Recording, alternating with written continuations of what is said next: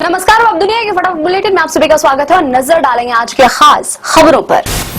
Delhi high court ने बुधवार को इंडिगो संकट पर सुनवाई करते हुए केंद्र सरकार को जमकर फटकार लगाई। अदालत ने सवाल किया कि आप इतने समय से क्या कर रहे थे, ऐसी स्थिति क्यों पैदा होने दी गई, एयरपोर्ट पर फंसे लोगों की मदद के लिए क्या कदम उठाए गए। हाईकोर्ट ने पूछा, अन्य एयरलाइंस का किराया इतना कैसे बढ़ गया, इतना किराया बढ़ाने की छूट कैसे दी गई। लोकसभा में नेता प्रतिपक्ष राहुल गांधी ने की नरेंद्र मोदी और अमित शाह से मुलाकात। कमिश्नर आर्ट इन्फॉर्मेशन कमिश्नर और विजिलेंस कमिश्नर के सिलेक्शन को लेकर हुई राहुल गांधी की शीर्ष नेताओं से मुलाकात। दिल्ली में एक बार फिर बुधवार को कई स्कूलों को बम से उड़ाने की धमकी मिली। स्कूलों ने तुरंत पेरेंट्स को एक नोटिस जारी किया कि वे सावधानी के तौर पर अपने बच्चों को ले जाएं।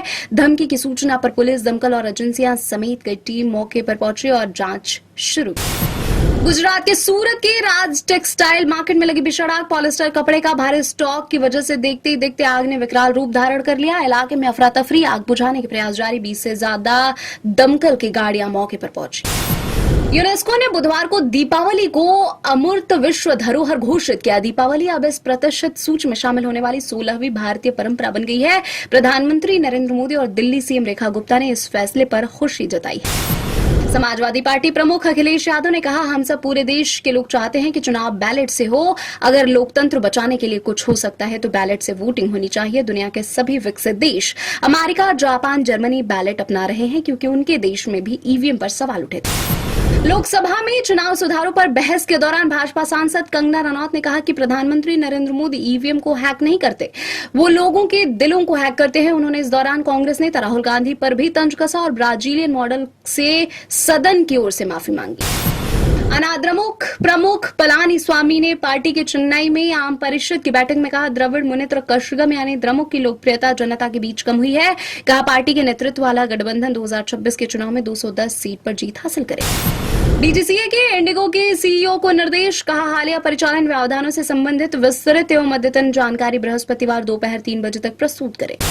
गोरखपुर में एक नवविवाहिता ने शादी के 3 दिन बाद ही तलाक मांग लिया। महिला का आरोप है कि उसके पति ने शादी की रात को कबूल किया कि वह वैवाहिक संबंधों के लिए शारीरिक रूप से अक्षम है। दुल्हन के परिवार ने शादी का खर्च वापस मांगा। घरेलू विमानन कंपनी स्पाइस जेट ने बुधवार को कहा, वह मौजूदा सर्दियों की मांग को पूरा करने के लिए रोजाना 100 अतिरिक्त उड़ानें शुरू करने की योजना बना रही है। गोवा नाइट क्लब में लगी आग के मामले में दिल्ली की अदालत ने बर्च बारोमियो लेन के सह मालिक अजय गुप्ता की गोवा पुलिस ने 36 घंटे की ट्रांजिट रिमांड प्रदान की। गुप्ता को पुलिस ने साकेत अदालत में पेश किया था। अग्निकांड में हुई थी 25 लोगों की मौत। वाणिज्य एवं उद्योग मंत्रालय ने बुधवार को कहा, सरकार ने अब तक 2 लाख से अधिक फर्मों को स्टार्टअप के रूप में मान्यता दी है। स्टार्टअप इंडिया पहल के तहत मान्यता प्राप्त फर्म आयकर छूट जैसे प्रोत्साहनों का लाभ उठाने के लिए पात्र हो जाती है। तेलंगाना के मुख्यमंत्री रेवंत रेड्डी ने बुधवार को कहा, उनकी सरकार स्टार्टअप को समर्थन देने के लिए 1000 करोड़ रुपए का कोष बना रही है।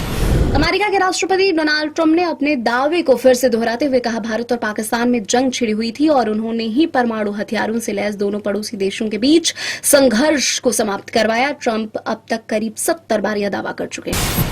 पाकिस्तान की पंजाब विधानसभा ने जेल में बंद पूर्व प्रधानमंत्री इमरान खान और उनकी पार्टी पाकिस्तान तहरीक इंसाफ को राजनीति से प्रतिबंधित करने का प्रस्ताव पारित किया। सत्तारूढ़ पीएमएलएन के सांसद ताहिर परवेज द्वारा पेश प्रस्ताव को पीटीआई के बहिष्कार के बीच पारित कर दिया गया। इंडोनेशिया के राजधानी जकार्ता में कार्यालय भवन में आग लगने की घटना में कम से कम 22 लोगों की मौत हो गई। पुलिस ने बताया, मृतकों में एक गर्भवती महिला भी शामिल है।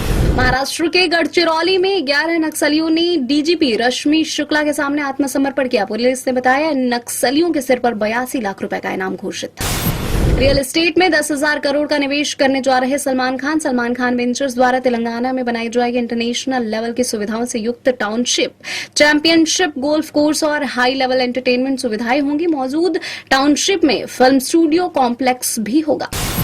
IMDb ने जारी की 2025 की सबसे पॉपुलर सीरीज की लिस्ट। आर्यन खान की series the batch of Bollywood पहले नंबर पर। इस सीरीज से आर्यन ने किया है डायरेक्टोरियल डेब्यू। लिस्ट में दूसरे नंबर पर ब्लैक वारंट और तीसरे नंबर पर पताल लोक सीजन 2 का नाम है शामिल। ये थी आज की फटाफट बुलेटिन। ऐसे ताजा अपडेट्स के लिए बने रहे हमारे साथ, यानी कि विजिट करें अब दुनिया पर।